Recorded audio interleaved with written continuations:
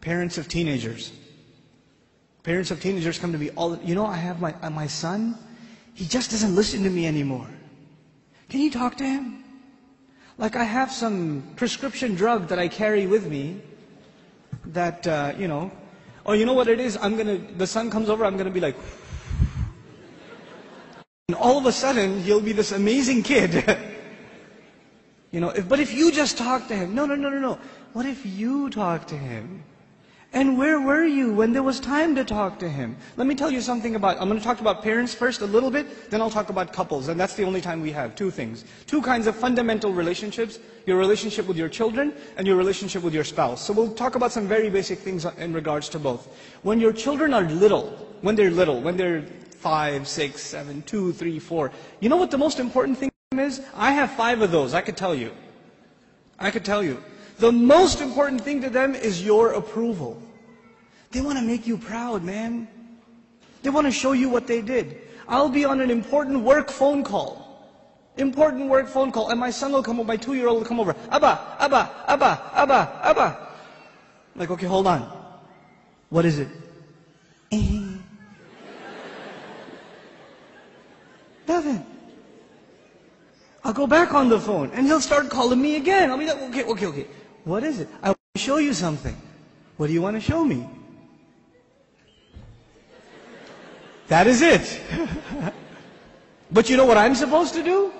Oh my God, that's awesome. Do it again. I'll call you back. You're supposed to appreciate what your children do. They live for that. They desire that more than anything else. I have 3 girls. And you know the difference between girls and boys. Boys can't sit still and girls can't stop this. Right? So I pick my girls up from school. One's in 1st grade, the other's in 3rd grade. I pick them up from school. It's a 25-minute ride back home. And what are they doing the whole way? You know what happened today in class? We colored a dinosaur and we did this and that. And I was coloring it purple, but I decided to put in some green. And they're going on and on and on and on and on. And they cannot help themselves. And they cannot stop. And I have to pay attention and listen. I have to listen and say, oh, what about blue? No, I did only a little bit blue. Right? I have to pay attention. And you know why I'm saying all of this? Just one more story on the side, just to wake you up a little. I share this story all the time. My oldest daughter, my eldest, Hosna, when she was younger, she was really into finger painting. So she'd dip her hands in paint and just making a big old mess, right? And she brings this big cardboard to me. And it's a big blob of blue. I don't see anything, right? And she says, Abba, look what I made.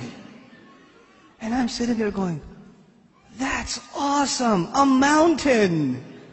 And she says, no, it's Mama. And I was like, oh, don't tell Mama. But the point I'm trying to make is they live for your approval. Live for it. But those of you that have children that are teenagers, do they get in the car when you pick them up from school and they can't stop telling you about what happened? Does that happen? Now, you know what happened in school today? My teacher said this and that and the other and I got an A on my paper. Nope. They're quiet. And you're trying to tell, how was your day? It was okay. So what'd you do? Something. Where are you going today? Somewhere.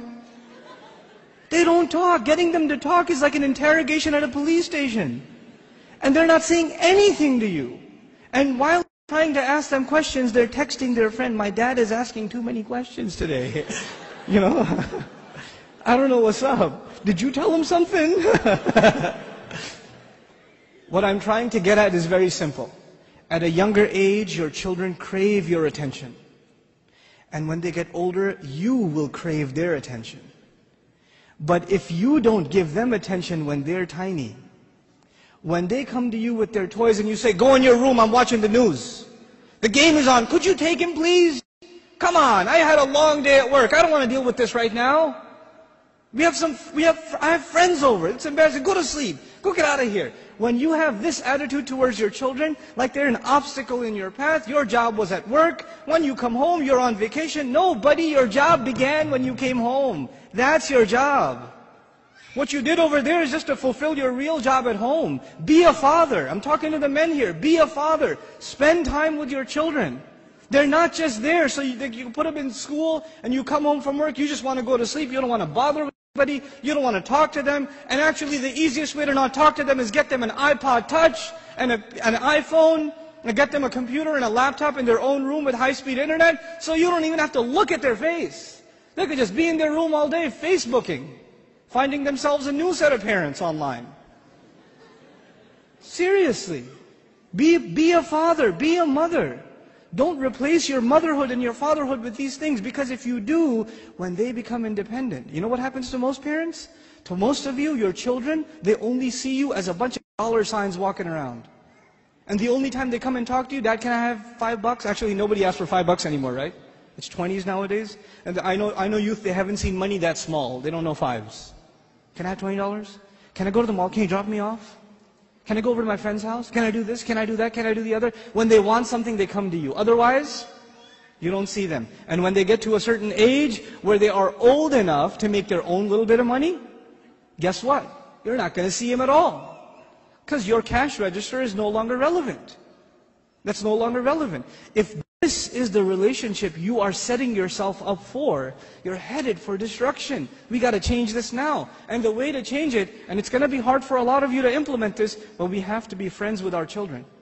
We have to be their best friends. They should enjoy hanging out with us the most, the parents.